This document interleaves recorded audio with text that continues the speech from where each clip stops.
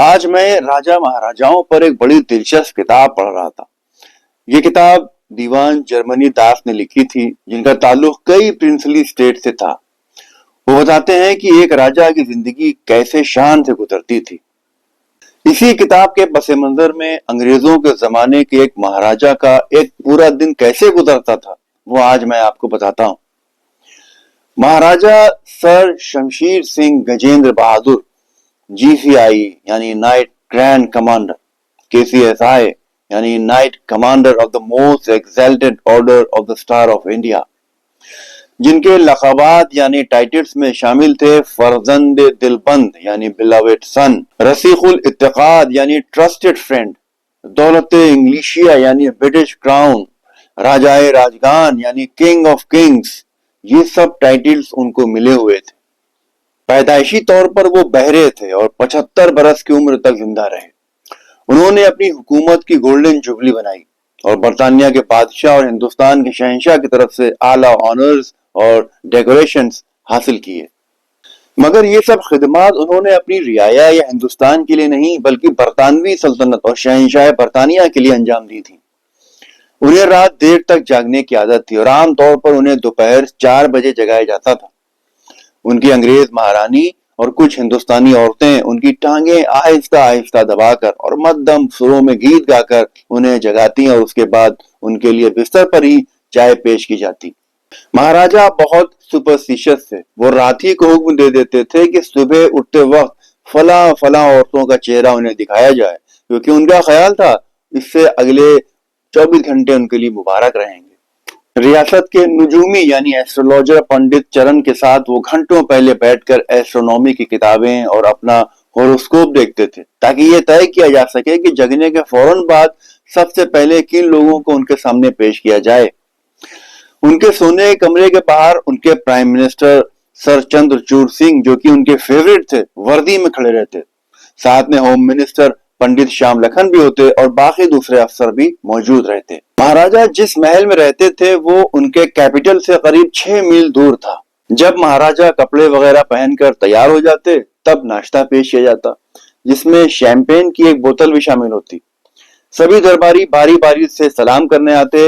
اگر مہاراجا خوشی کے موڈ میں ہوتے تو مسکرا کر جواب دیتے، ورنہ بالکل نظر انداز کر دیتے، اور یہ اشارہ کافی سمجھا جاتا تھا کہ سب خاموشی سے واپس چلے جائیں۔ اس وقت کوئی سرکاری یا نجی کام نہیں ہوتا تھا۔ آلٹرنیٹلی چند گلاس شیمپین اور چند پیالیاں چائے پینے کے بعد وہ ناریل کے تیل سے مالش کرواتے۔ فرینچ خوشبودار سالٹ سے ملے پانی سے نہانے کے بعد تیار ہو کر وہ ڈرائنگ روم میں آتے، جہاں مہارانی، ان کے بیٹے بیٹیاں اور چند بڑے افسر موجود ہوتے۔ وہاں بیٹھ کر وہ برانڈی کے کچھ گلاس پیتے جو انہیں بہت پسند تھے۔ ویسے تو شمشیر سنگھ بہرے تھے، مگر ہونٹوں کی حرکت سے بات سمجھنے کی کافی حد تک عادت ڈال چکے تھے۔ اسی طرح ان کی اپنی پریوار اور افسروں سے گفتگو چلتی رہتی۔ رات تقریباً 11:30 بجے تک کھانا ہوتا جو 2 گھنٹے تک چلتا۔ اس کے بعد وہ تاش کھیلتے اور بلیئرڈز کھیلتے، جن میں ہر رات ہزاروں روپے وہ ہار جاتے۔ کھیل 4 بجے تک اور کبھی کبھی صبح تک چلتا۔ اس وقت وہ تقریباً 25 بڑے پیگز برانڈی پی چکے ہوتے، جو ان کا روزانہ کا معمول تھا۔ پھر وہ اپنی پسندیدہ مہارانی کے ساتھ چلے جاتے اور اگلے دن شام 4 بجے تک نظر نہیں آتے۔ وہ دن میں ایک ہی کھانا کھاتے تھے اور وہ رات تک کھانا ہوتا تھا۔ انہیں چیتا ہنٹنگ کا بہت شوق تھا۔ وہ چیتوں کو پالتے اور انہیں شیروں سے لڑواتے تھے۔ چیتوں کو پنجڑوں میں جنگلوں میں لے جایا جاتا اور شیروں کے سامنے چھوڑ دیا جاتا۔ چونکہ وہ ٹرینڈ ہوتے تھے، اس لیے لڑائی کے بعد واپس پنجڑوں میں خود بخود چلے جاتے تھے۔ سال کے 365 دنوں میں سے تقریباً 130 دن شکار اور کھیلوں میں گزارتے تھے۔ انہیں کتوں سے بے حد لگاؤ تھا اور ان کے پاس بہترین نسل کے کتے تھے۔